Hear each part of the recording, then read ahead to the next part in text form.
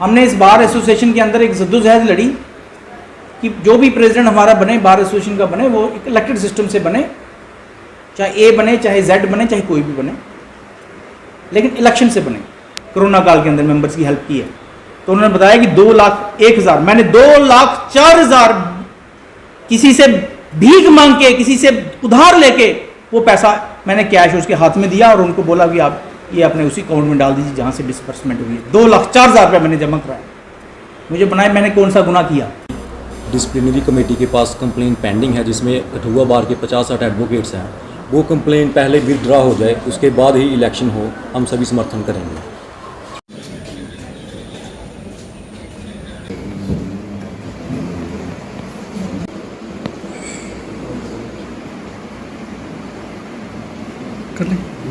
सबका स्वागत करता हूं और तमाम हमारे बार मेंबर्स का।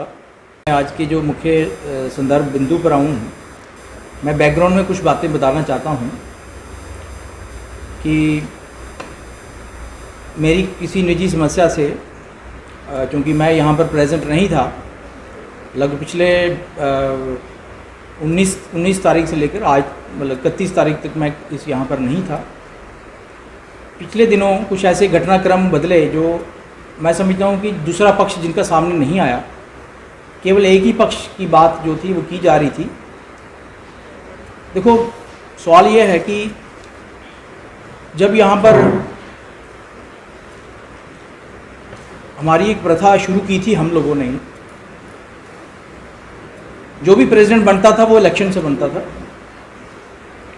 क्योंकि उससे पहले भी कुछ काफ़ी चीज़ें ऐसी थी कि ऐसे ही वो प्रेसिडेंट हम पर थोप दिए जाते थे। नेचुरली जिनको नहीं पसंद है वो ऐसा ही कहेंगे कि हमारे पर थोपा है। तो हमने इसके लिए जद्दोजहद, और ख़ास तौर से मैंने और मेरे साथियों ने, हमने इस बार एसोसिएशन के अंदर एक जद्दोजहद लड़ी कि जो भी प्रेसिडेंट हमारा बने, बार एसोसिएशन का बने, वो एक इलेक्टेड सिस्टम से बने, चाहे ए बने, चाहे जेड बने, चाहे कोई भी बने, लेकिन इलेक्शन से बने। यहाँ पर एक इलेक्शन कंडक्ट होता है, लास्ट जो इलेक्शन था जिसमें मैं 13 वोट से जीता था, और ठीक इलेक्शन कंडक्ट होने के बाद जो एक अपोनेंट ग्रुप था वो एक कठुआ एडवोकेट एसोसिएशन नाम की एक संस्था बना लेते हैं जिसको वो बार कहते हैं। और जब भी हमारा कोई नोटिस, हमारा कोई रेजोल्यूशन, हमारा कोई वर्क सस्पेंड का नोटिस जजेस के पास जाता था, उन्हीं के बंदे आके जजेस को जो मिसलीड करते थे कि यहाँ 2 बारें हैं, यहाँ कठुआ एडवोकेट एसोसिएशन नाम की संस्था है, हम नहीं मानते। कहने का मतलब कि वो एक इलेक्टेड प्रेसिडेंट की तौहीन करते थे जो कि निरंतर जारी थी। हमने ये बाहर का इंटरनल मैटर था, हमने इस पर कुछ बाहर एक्सपोज नहीं किया, लेकिन आज मुझे मजबूर किया इन लोगों ने। और उसके बाद एक झूठी कंप्लेंट हमारे ऊपर 50-60 वकील जिसमें फंसाए हुए हैं, आज तक हमारी हाई कोर्ट के सामने लंबित है। यहां ये लोग कुछ प्रॉमिस करके गए थे कि हम उस कंप्लेंट को विड्रॉ करेंगे, लेकिन इन्होंने यहां पर मैजिस्ट्रेट का एफिडेविट देके वहां हाई कोर्ट के अंदर जो है रिवॉल्व करने का काम किया, हम लोगों को फंसाने का काम किया, ताकि इन 50-60 बंदों के लाइसेंस कैंसिल हो जाएं। इनकी ये नीयत थी, या सस्पेंड हो जाए या कुछ भी हो जाए, कोई भी पेनल्टी लग जाए। और जब इन्होंने ये कंप्लेंट की थी, मैंने इनको बोला था, मैंने कहा आप कंप्लेंट मत करिए, मैं बीइंग ए प्रेसिडेंट मैं जिम्मेवार हूं इस बात का, मैं जवाब दूंगा। अगर जरूरत पड़ेगी तो मैं अपनी जेब से पेमेंट करूंगा, डोंट वरी, आपको बाहर मत उछालो बाहर के मुद्दे को। लेकिन इन्होंने मेरी बात की एक नहीं सुनी, और इन्होंने झूठी कंप्लेंट हमारी सुप्रीम कोर्ट में की, वो काफ़ी देर पड़ी रही। और यहाँ पर ये मुझे चैलेंज करते थे, मुझे कहते थे कि बड़ा शौक था मदद करने का कोरोना काल में, तो अपनी जेब से करनी थी। मैं इनकी बातों पर तंग आकर मेरे ज़मीर ने मुझे इस बात की इजाज़त नहीं दी, और मैंने अपने ट्रेजरर को बुलाया, मैंने उनसे पूछा कि कितना पैसा डिस्ट्रीब्यूट हुआ है कोरोना काल के अंदर, मेंबर्स की हेल्प की है। तो उन्होंने बताया कि 2,01,000, मैंने 2,04,000 किसी से भीख मांग के, किसी से उधार लेके वो पैसा मैंने कैश उसके हाथ में दिया और उनको बोला कि आप ये अपने उसी अकाउंट में डाल दीजिए जहाँ से डिसबर्समेंट हुई है। 2,04,000 रुपये मैंने जमा कराया। मुझे बनाए मैंने कौन सा गुनाह किया। फिर मेरे खिलाफ कंप्लेंट क्यों की गई, फिर वो कंप्लेंट क्यों आज तक पेंडिंग है हाई कोर्ट के अंदर, जब हमने उसकी पैसा का 1-1 रुपया जो है वो मैं अपनी जेब से दे चुका हूँ। वो कंप्लेंट मेरे खिलाफ आज तक मेरे साथियों के खिलाफ क्यों पेंडिंग है। मैं तो उसमें सिग्नेटरी हूं, मैं तो बेनिफिशियरी हूं नहीं उसका, मैंने तो 1 रुपया भी नहीं लिया, मैं सिर्फ सिग्नेटरी हूं। और उन बंदों को फंसाया गया है। कल को इन्होंने कोई जजेस का एग्जाम क्लियर करता है, कभी कभी मुंसिफ का एग्जाम, कोई हमारे सरकारी वकील बनता है, उसकी 1 मिनट में कंप्लेन हो जाएगी उसके खिलाफ, एनओसी नहीं मिलेगी उसको, क्योंकि उनका नाम, सबका नाम वहां पर उस कंप्लेंट में लंबित है। और जब ये इंटरनल मामले हाई कोर्ट में चल रहे हैं और हाई कोर्ट की जो डिसिप्लिनरी कमेटी के पास जो कंप्लेंट फॉरवर्ड हुई है सुप्रीम कोर्ट ऑफ इंडिया से, उस कमेटी के पास जो है आप सारी, वो बार काउंसिल की कमेटी है, वो बार काउंसिल की सारी पावर उसके पास है। जब तक कि वो कमेटी जो है उसका कोई निर्णय नहीं हो जाता, अब 50-60 बंदों का मान लीजिए अब हम इलेक्शन करा देते हैं, उधर से निर्णय आता कि 60 बंदों का licence cancel, what is the fun of that election? और इस बात की क्या गारंटी है कि कल को कोई उंगली नहीं उठाएगा, हमारा इनका तो मैटर सब जुडिस है, ये तो वोटिंग में पार्टिसिपेट ही नहीं कर सकते, ना ये इलेक्शन लड़ सकते हैं। फिर इलेक्शन करवाना किस लिए है, किसके लिए इलेक्शन करवाना, मुझे बताएं ना। जब आपने इलेक्टेड प्रेसिडेंट को मानना नहीं है, जब आपने सामने उसके सामने कठुआ एडवोकेट एसोसिएशन नाम की संस्था खड़ी कर देनी है, तो फिर आप क्या एक्सपेक्ट करते हो कि आपके ग्रुप से अगर कोई बंदा जीतेगा तो दूसरा ग्रुप आपको एक्सपेक्ट करेगा? ये कहते हैं चैरिटी बिगिंस एट होम। अगर किसी को कहना है कि मीठा मत खाना, तो पहले खुद मीठा छोड़ना पड़ता है। अगर ये एक्सपेक्ट करनी है कि दूसरे लोग हमारी इज्जत करें, पहले उसकी इज्जत करनी पड़ती है, क्योंकि ये give respect and take respect, ये सीधा सा फार्मूला है। आप किसी की रिस्पेक्ट करोगे तो आपको रिस्पेक्ट मिलेगी, लेकिन आप किसी की तौहीन करोगे, किसी के पीठ पीछे बातें करोगे, पीठ पीछे शुरा भोंकोगे, जैसे मेरे भोंका इन लोगों ने, मेरा क्या इंतजार नहीं कर सकते आप लोग? मैं पूछना चाहता हूं उनसे, आपने यहां पर फ्रॉड किया, आपने बार में सर्कुलेट किया नोटिस, ये मेरे सारे मेंबर गवाह हैं इस बात के, उसमें लिखा कि हम टोल प्लाजा के इशू पर इकट्ठे हो रहे हैं, टोल प्लाजा के इशू पर मीटिंग बुलाई जा रही है, YRS युवा राजपूत सभा के मुद्दे पर मीटिंग बुलाई जा रही है, और मीटिंग यहां पर इलेक्शन कंडक्ट करने की कोशिश करते हैं अंदर। टोल प्लाजा की बात ही नहीं, युवा राजपूत सभा की बात ही नहीं, और यहां पर इलेक्शन की बातें चल पड़ती हैं, और बिना मेरा वेट किए, मेरा इंतजार किए, मेरे पास पावर है भाई, मैं जवाबदेह हूं।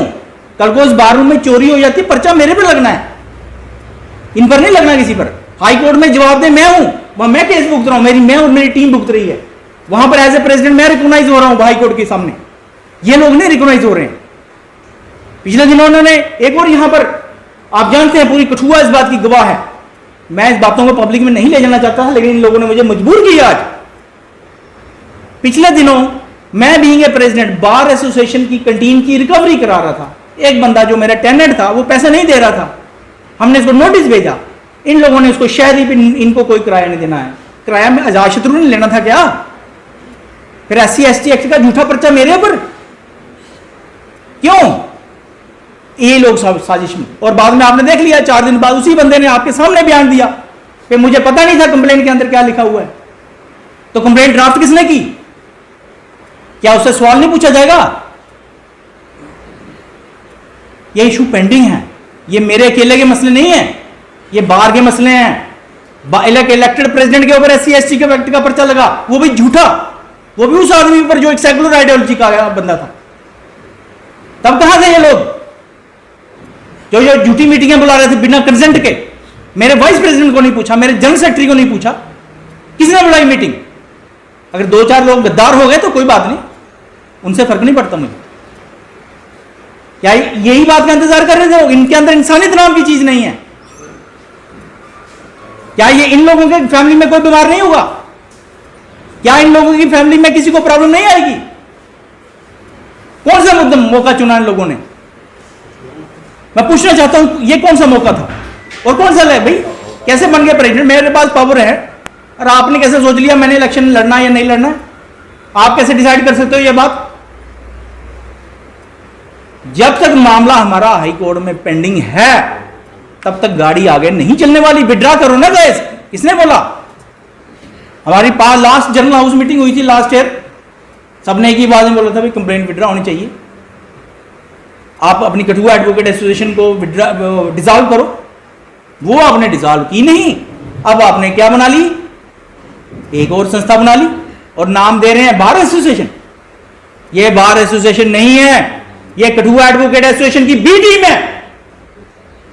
मैं सामने कहता हूं, ये आपकी मंशा पर सवाल उठते हैं, सारे बोर्ड मेंबर आपके थू थू कर रहे हैं। यह और बात है कि कुछ पर्दे के पीछे रहना चाहते हैं, कुछ पर्दे के सामने नहीं आना चाहते, या उनके अंदर वो उनकी कोई मजबूरी हो सकती है, मैं नहीं कहता। लेकिन सच को सच बोलने वाले, राइट को राइट बोलने वाले, रॉन्ग को रॉन्ग बोलने वाले लोग भी आज इस बार के अंदर जिंदा हैं। और जब तक वो जिंदा है, जब तक वो प्रैक्टिस कर रहे हैं, वो यही कहेंगे, रात को रात कहेंगे, दिन को दिन कहेंगे, गलत को गलत कहेंगे, सही को सही कहेंगे। इसलिए हमारा पत्रकार वार्ता बुलाने का मकसद यही था कि हम ये जो एसोसिएशन बनी है, गलत कमेटी बनी है, मेरे पीछे से बनी है, मुझे इसमें कोई कंसल्ट नहीं किया गया, बिना बात के यहाँ पर किसी और मुद्दे पर मीटिंग बुलाई जा रही है और यहाँ पर इलेक्शन की इलेक्शन एक कह रहे हैं कि इलेक्शन हो गया। ऐसे होता इलेक्शन? कहाँ है नोटिफिकेशन आपकी? कितना है वोटर लिस्ट, कितने मेंबर है, आपको पता है?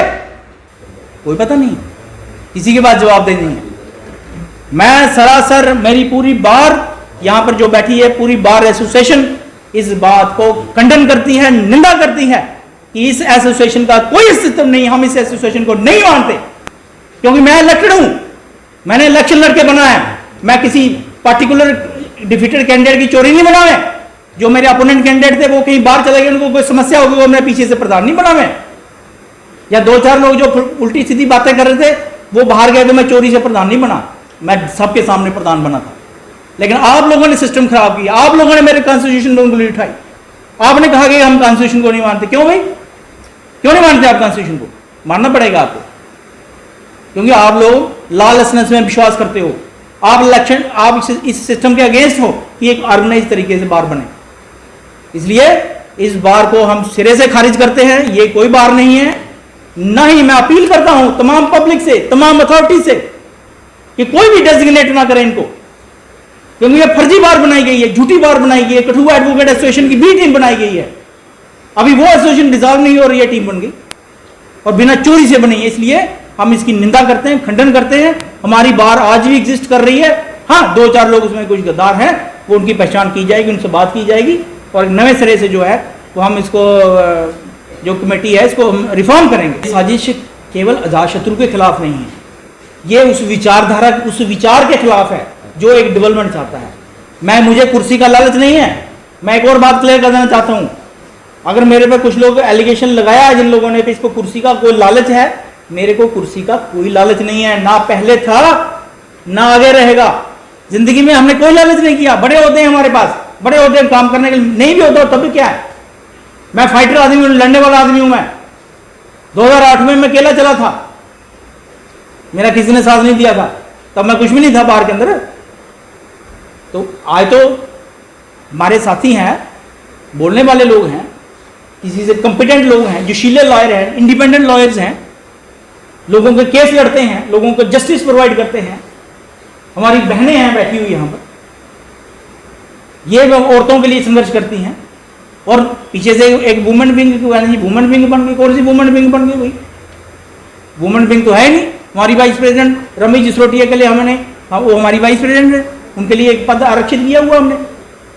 मतलब कहने का मतलब ये था कि मेरे पीछे से इतनी लॉलेसनेस यहां पर दिखाई, कियास बना दिया, जजेस को इंप्रेशन गलत दे दिया, पब्लिक को इंप्रेशन गलत दे दिया। यहां जुडिशरी नहीं बनाती, जजेस का कोई इंटरफेरेंस नहीं है बार एसोसिएशन के अंदर। जजेस उसी को रिकॉग्नाइज करते हैं जो इलेक्टेड हो। ऐसे 4-10 बंदे खड़े हो गए, कोई और प्रेसिडेंट बन जाए तो वो एक ग्रुप का प्रेसिडेंट हो सकता है, बार एसोसिएशन का प्रेसिडेंट नहीं हो सकता। इसलिए हमारी बार एसोसिएशन इसका खंडन करती है, इसको सिरे से खारिज करती है। और आज भी जब तक हमारा हाई कोर्ट का मैटर सॉल्व नहीं होता, रिजॉल्व नहीं होता, हम जो है वो आगे बढ़ने वाले नहीं है। लेकिन इससे भी इंकार नहीं कर रहे कि इलेक्शन भी होगा, अपने टाइम इलेक्शन भी होगा। अब इसमें कोई गारंटी नहीं है कि मैं खड़ा हूं या नहीं खड़ा हूं, क्योंकि हमारा कॉन्स्टिट्यूशन यही कहता है कि जो सिटिंग प्रेसिडेंट है, लास्ट प्रेसिडेंट है, अगर उसने खड़े होना होगा तो वो रेजिग्नेशन अपना देके किसी और बंदे को जो है एग्जीक्यूटिव कमेटी जो है वो चीफ रिटर्निंग अफसर अपॉइंट करेगी। अगर उसने नहीं लड़ना है इलेक्शन तो वो खुद ही चीफ रिटर्निंग ऑफिसर जो है with the consent of executive committee जो है सुओ मोटो पावर उसके पास आ जाएंगी, वो इलेक्शन नोटिफिकेशन निकालेगा। लेकिन जब कंड्यूसिव एटमॉस्फेयर होगा तो मैं ये समझता हूं कि जब तक ये कंप्लेंट हमारी हाई कोर्ट में पेंडिंग है, 60-70 बंदों के लाइसेंस के ऊपर जो है प्रश्न चिन्ह लगा हुआ है कि उनके लाइसेंस कैंसिल होने हैं, सस्पेंड होने हैं, नहीं होने हैं, क्या होना है क्या नहीं होना, फाइन लगना है। तो इन लोगों ने ये कंप्लेंट की है, या तो ये विड्रा करें या उसका डिस्पोजल हो। जब तक वो डिस्पोजल नहीं होता, और दूसरा ये नहीं है कि हाई कोर्ट का डिस्पोजल हो जाएगा, दूसरी एक इलेक्शन की गारंटी भी देंगे। ये लोग एक्सपर्ट हैं, कठुआ एडवोकेट एसोसिएशन के लोग एक्सपर्ट हैं हमारी बार से। इन्होंने सुओ मोटो खुद ही कहा था कि हम इनसे डिसोशिएट करते हैं। जब आप एक बार एसोसिएशन से डिसोशिएट कर गए, आपको क्या राइट है बार एसोसिएशन के इंटरनल मैटर में दखलंदाजी देने का? आप अपनी कठुआ एडवोकेट से संभालो। अगर आप चाहते हो कंड्यूसिव एटमॉस्फेयर क्रिएट हो तो कंप्लेंट विड्रा करो, और दूसरा लिख के दो कि जो भी प्रेसिडेंट इलेक्ट होगा हम उसको मानेंगे। अगर आपने लिख के नहीं दिया और ऐसे ही इलेक्शन कराया, फिर दूसरे से आशा मत करना कि गलती से अगर उनका बंदा हार गया तो वो आपको मान जाएंगे, वो नहीं मानने वाले। इसलिए ये हमारा सिस्टम, हमारा मेन यही था, आज का मुद्दा यही था कि ये जो टीम बनी है, ये सिरे से हम इसको खारिज करते हैं, खंडन करते हैं, निंदा करते हैं। ये टीम फर्जी है, हम इसको नहीं मानते। हमारी बार आज भी एग्जिस्ट कर रही है, और बाकी रहा जो अगला सिस्टम बनेगा, जब तक हाई कोर्ट की जो सब जुडिस मैटर है हाई कोर्ट से वो उसका डिस्पोजल नहीं होता, तब तक अगला इलेक्शन जो है वो डेफरी रहेगा। और दूसरी बात, कठुआ एडवोकेट एसोसिएशन ने क्या करना है क्या नहीं करना, हमें उनसे कोई मतलब नहीं है। लेकिन बार एसोसिएशन का नाम जो है वो कोई भी संस्था, कोई भी कमेटी इस्तेमाल नहीं कर सकती।